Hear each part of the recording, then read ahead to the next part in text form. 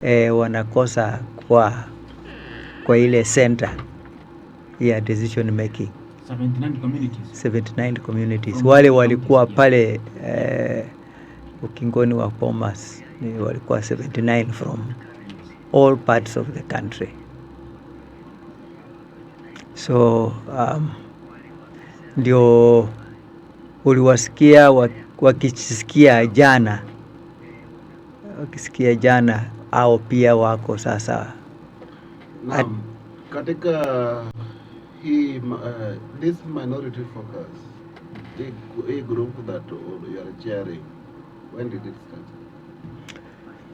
This group started in 2019 when the deputy president, who is now the president, Yes. Established a department in his office for ethnic minorities and marginalized communities.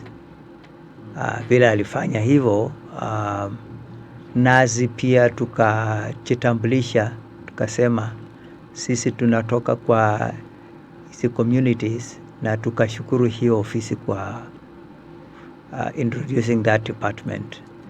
So sisi wenye tulikuwa tumejitokezea na tukaform hiyo kusaidia hiyo ofisi, kwa sababu tulisema wamefanya jambo mzuri, na wale wenye tunatoka kwa hizo jamii tukajitokezea tusaidiane na hiyo ofisi. Asante sana kwa hilo, kwa kueleza kwa umakinifu juu ya vile Rais Dr. William Ruto alianzisha hii ofisi na hiki kikundi kikakuwa born. Yes. Wakati huo 2019, na uliongea vizuri sana hapo mwanzo kwamba hata kama wewe ni minority ama majority, wote ni wa Kenya. Yes. Tuko ndani ya mipaka yetu ya Kenya, na kila mtu anahitajika kwa njia moja au nyingine. Sasa chairman, huku tuambia wewe unatoka county gani na kabila lako ni lipi? Mimi natoka county ya Bungoma. Kabila yangu ni Bongomek. Bongomek ni wenyeji wa Bungoma. Ile jina Bungoma inatokana na Bongomek, inatokana na jamii yangu. Lakini hiyo jamii imeendelea kuwa wachache. Walikuwa wengi lakini wameendelea kuwa wachache. Yes. Kwa sababu wakati wa ukoloni inasemekana hii jamii ndiye ilitumika kujimba mabarabara na kufanya hiyo kazi ngumu. Na wengi wao wakatoroka hiyo nchi yao, wakaenda kujiunga na makabila zingine. Wale walipaki ndio sasa wakawa wachache. Na jamii ya Wabukusu ndio wako wengi, na ndio sasa hata wale wachache wenye walikuwa wanajiunga na Wabukusu kujitambulisha na Wabukusu, na sasa wale wachache wenye wamebaki kama sisi ndio bado tunashikilia hiyo bendera. Nataka kusema kuna wengine walivuka mipaka wakaenda Transmara. Wengi walienda Transmara, wakaenda Pokot, wakaenda hata wengine wakaenda Uganda. Kwa ajili ya hiyo kazi ngumu walikuwa wamepewa. Okay. Yes. Wanaitwa Bongomek. Bongomek. Mwasikia kabila kama haya? Kusema hakika nilikuwa sijaisikia. Na ningependa kujua chairman, mko kama takriban namba yenu, idadi unaweza kuwa unajua? Bongomek. Kwa hiyo Bongomek yenyewe. Unajua kuhesabu watu ilianza, hesabu ya kwanza ilianza 1931. 1931 tulihesabika, na wakati ule tulikuwa wengi. Kulingana na wazungu wenye walichukua ile census, tulikuwa kikundi ya karibu more than 100,000. Okay. Mwaka wa 1934 mnajua kulikuwa na Carter Commission. Ile ilikagua mashamba na kuweka watu. Yes. Waliweza kutambua Bongomek kama wenyeji wa Bungoma, wakiwa watu wa asili kwa ile nchi. 1948 ile sasa the first national census ile ilifanyika in East Africa. Yes. Bongomek walihesabika, lakini waliwekwa wazungu wakaintroduce a label ya kuweka Sabaot, Terik wenye wako kule Kakamega, na wale jamii zenye ziko Mount Elgon, Konye, Ok, Sabiny, wakaintroduce ile label inaitwa Sabaot. Sasa Sabaot sasa wakaweka pamoja kama kabila ya Nandi speaking. Wakati ule hawakuwa wameintroduce Kalenjin, wakaweka tu wanaongea karibu sana na Wanandi, na unajua Wanandi walikuwa wamechapa wazungu, sasa walikuwa wanaelewa hawa jamaa zaidi. Yes. Sasa wakasema kuna Nandi speaking people in Western, so ile ilikuwa inaitwa Luo Nyanza, hiyo the Nyanza district. So wakasema tuwaweke pamoja kama Sabaot.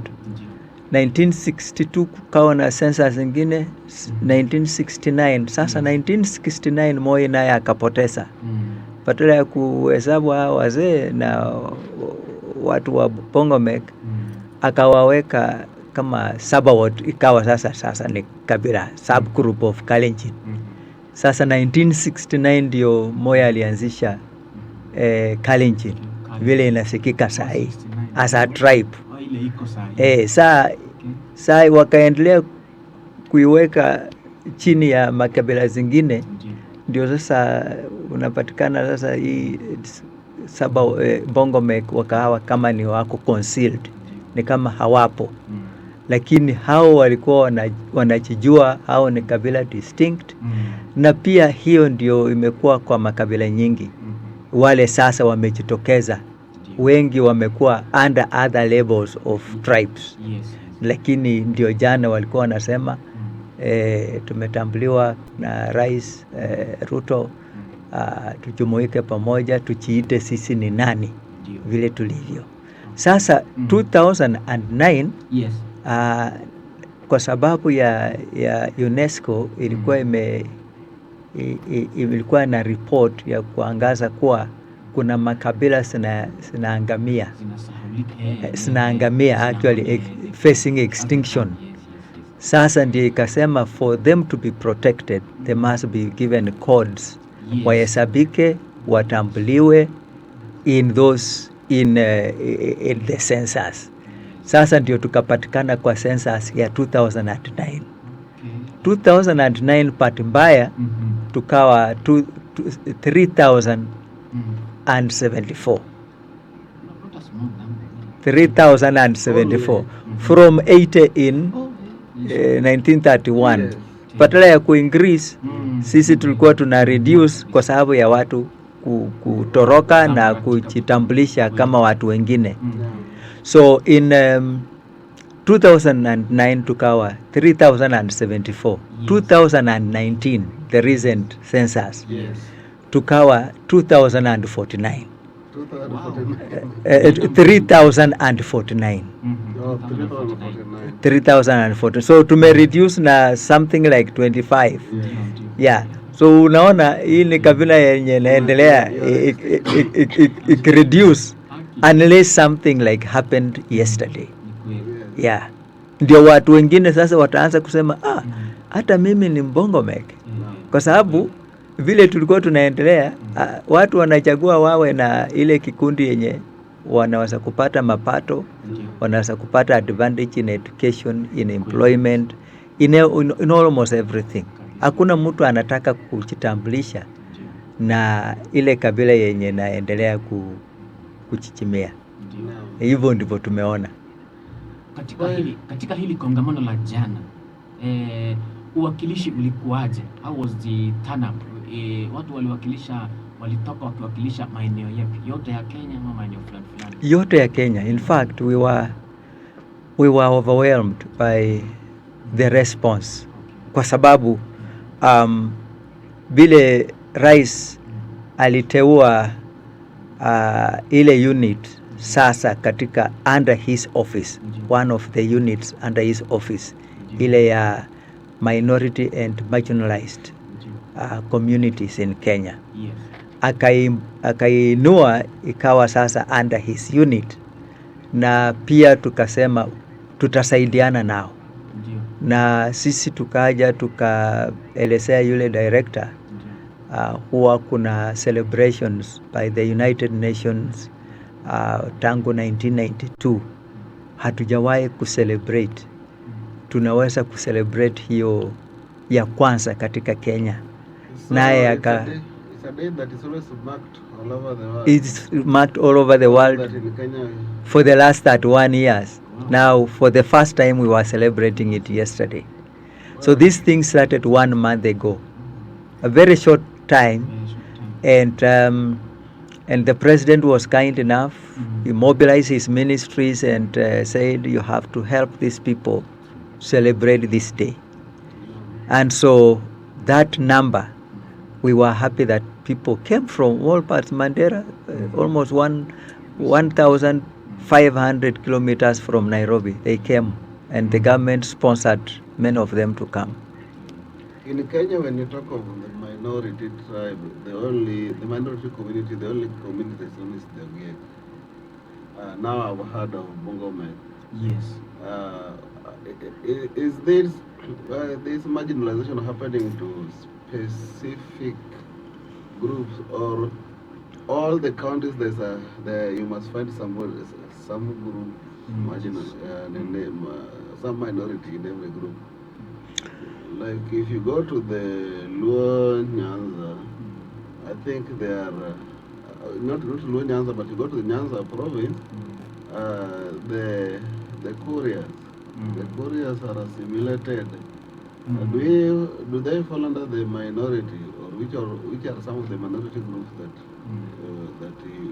that came into the country? It's very interesting. Moi did something to Koreans by lifting them up and giving them a distinct identity, and deliberately uplifted people from members of those communities. And now those people started associating themselves with Korea, and reduced that rate of people identifying themselves either as Kisis or as Luos. Yes. And that helped them. In fact, right now, the Koreans may not be, they could be facing the exit out of what we call minority, because they have a member of parliament, they have MCAs, they have senior people in government. Yes. If we are going to look at that as parameters, yes, they were, but right now they may not be as much, because Koreans, they are in government. Yes. They have in fact, the member of parliament of Korea is actively involved in fighting for new counties, and even they want a county for themselves. So once so ukisema ni uchache, we would like to look at the numbers, and those numbers are a percentage of the national census. So we are coming up with a tool. Currently, we don't have a tool that measures whether you are a minority or you are not a minority. I was coming to that, yeah. Now that is a tool that now will tell. But right now we cannot tell somebody that you are not a minority, because we don't have a scientific tool to measure whether you are or you are not. Other than the Ogiek, now the Bongomek, The Sengwer. the Sengwer, which are some of the groups again? If you can just highlight them, because majority of Kenyans only know the Ogiek, which is being publicized every day. There are some, like me, I'm hearing of Bongomek for the first time. What are some of the groups? These are the 79 groups that you're talking about. Would you just highlight some few that? We have many of these groups, like in Western. Like for the Luo community, do you have a minority group? Yes, we have Suba. We have Suba in your midst, who actually speak Luo, but they are a Suba. And the majority of them had more of like forgotten their language. And of course, when you live among a strong community like Luo, and you are not a Luo, you are most likely to speak Luo for you to survive. And the language that is spoken in school is most likely to be Luo, and even the same ones that is spoken at home, and especially when there is intermarriage. And maybe the Subas have married the Luo mothers of the children of Suba. Yes. Those children become definitely, they speak the mother of the language of the mother. Yes. So that is how Suba, but again Moi lifted them. And actually, of course, 1969 there were only 38 tribes as it's quoted. But Moi kept on adding. Suba was one of them, Kuria was one of them, the Terik in Kakamega was one of them. And as he was giving them that identity, then he gave them the internal power for them to protect themselves. So you realize that now Suba can stand in Luo Nyanza and say, I am a Suba, and proudly say so. Now in Nyanza we have the Kuria and the Suba.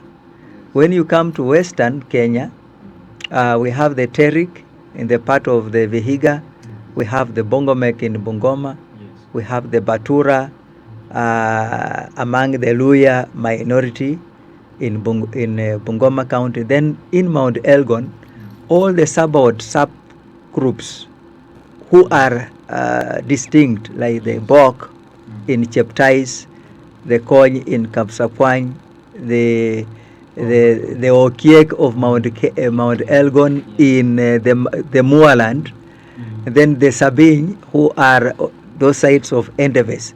All those people form minorities in Bungoma. And then in Trans Nzoia we have Senkwer, we have now Senkwer and Cherenganyis are separating themselves.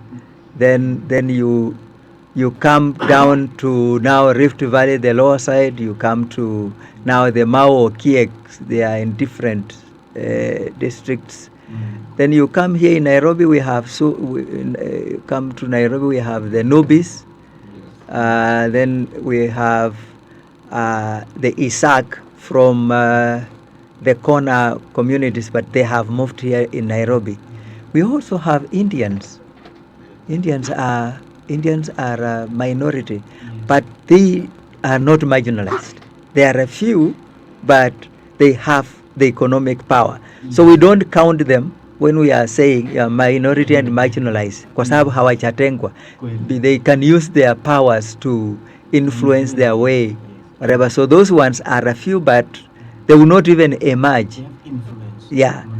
But majority of minorities are in the north, these counties that were initially marginalized by the colonial because of their whatever. So you find that those communities that come from there are many. In fact, the majority of those who form these 79 are from the northeastern, the eastern, and then the coastal areas where we have Washelisheli, Wapemba, Makonde, and then we have the Wapara, those ones who are at the border. They could be in Tanzania. Many of them, Pare, are in Tanzania, but those ones who are in Kenya are regarded as Tanzanians, and yet they are Kenyans. So those ones form now the Waata, the Yaku, the El Moro, the Ilmanyak. By the way, in Turkana, there are also ethnic communities that are distinct. So you find that you have them there as well. Yeah.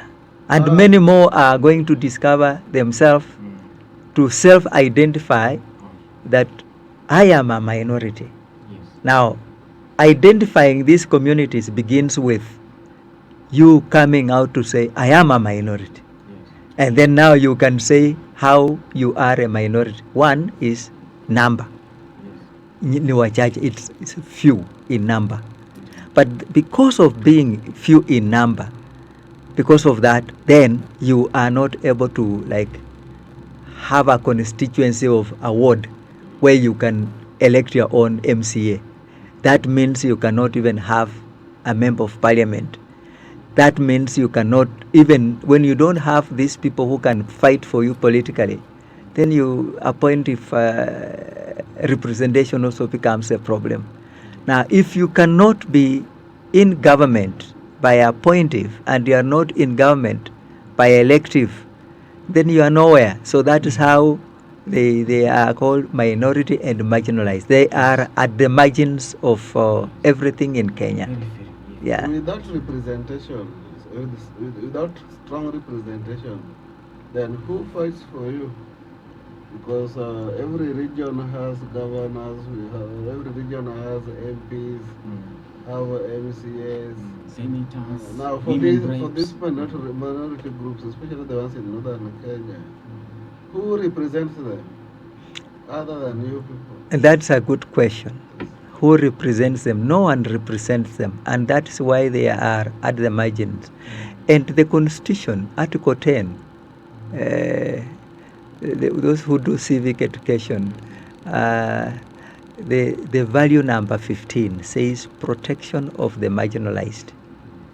One of the ways that when you are making a decision is, you know that in the meetings you have people who are wametengwa wako at the periphery, as my brother said. So these people who are at the periphery must be protected. Article 21 of the Article 21 implementation of the Bill of Rights, it also states that we have to protect minorities or marginalized communities in Kenya. If you come to Article 27(6), it says that for historical reasons, there are people who were marginalized. And even if you are saying equality, you must first of all bring them, lift them up to be at the level where there is equality before you make them equal. So that article says that there will be affirmative action and there will be legislative action to be taken so that these people are represented. Yesterday you heard in my speech I said, let them implement Article 56. Article 56 actually is titled Minorities and Marginalized Communities. And it is now 13 years. It was supposed to have been done within 5 years. 13 years and nothing was happening. Article 100, it says, let there be legislation that these minorities can also be elected to go to parliament, and ethnic and others and minorities. It has not happened. So if these articles of the constitutions are not implemented, then these people will still remain outside at the center, as you are saying. They are not represented. And in Kenya, if you are not represented, it is like you are not in Kenya at all. Yeah. So that's why you saw zile nyuso za watu wote walikuwa pale, walikuwa wanafurahia, wanaimba. Yes. So it's like the president now has remembered them. Actually, it was a bold move that he has even declared that there be a task force, which supposedly I'm going to be a member, to make sure that we recommend to the government on how we are going to implement all these things. Talking of a task force, most of the task forces that have always been appointed, they normally come up with the recommendations, but I think they are being shared. They are being shared somewhere. How effective will be this task force you're talking about? We are hoping that this will not just be like any other, but looking at the credibility of this president, from nowhere he created a department under his office when he was deputy president. Yes. That moment that he did that, kulikuwa hiyo msukosuko 2019, ile msukosuko ya handshake ilikuwa imeingia. So he didn't have enough money in his department actually to support, but at least it was able to move around to put together. When he was campaigning, we invited him in Marigat, where all minorities had assembled. And he promised that when I become the president, I am going to move this higher. And he has done it. So we believe that he's very serious about this thing. And Cabinet Secretary, Prime Cabinet Secretary, as I said yesterday, we went to him because he identified with us, and we told him, can you take us to the higher political ends? And he invited President Ruto, who actually gave that commitment. And yesterday he was the one to come, but he did not send any other person to come, but sent Honorable Musalia Mudavadi, who even is in ANC manifesto, he had a full chapter on ethnic minorities and marginalized communities. So I believe that combination of the president and Prime Cabinet Secretary, Honorable Musalia Mudavadi, are going to move forward. We believe. And if I am going to be part of that team, we will make it work. Okay, marginalization has been experienced for a very, very long time. Yes. Now, the topic we have today, I think, has even come at the better time. Yes. There are more that we need to share, but we also want to engage people who are listening to us to make their comments. Before we start reading comments, because I'm seeing them streaming in, we need to take a short break. And during this break, just a short break, and when we come back, we'll give time to our listeners also to make their contribution and tell us where they are listening to us from. Yes. Naam, unaendelea kusikiliza Pango Asubuhi kwenye Pango Radio, station nambari 1 mtandaoni inayokupa unachohitaji. Tunataka kupunga hewa kidogo. Tupumzike kidogo. Alafu turudi tuendelee na mazungumzo, tukiendelea kumalizia. Chairman ataweza kutuambia pia mazungumzo ya jana yalikuwaje, na kwa ile speech ambayo ilitolewa na PCS Bwana Mudavadi, ni what was the major take homes, atuambie vile ilikuwa kitu ya siku moja.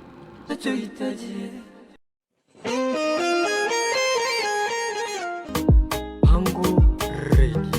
Unasikiliza Pango Asubuhi na Malakai Mutano kwenye Pango Radio, stesheni nambari 1 mitandaoni, kwa taarifa zinazochipuka, biashara, michezo na hata burudani. Pango Radio. Nasikiliza Radio Pango.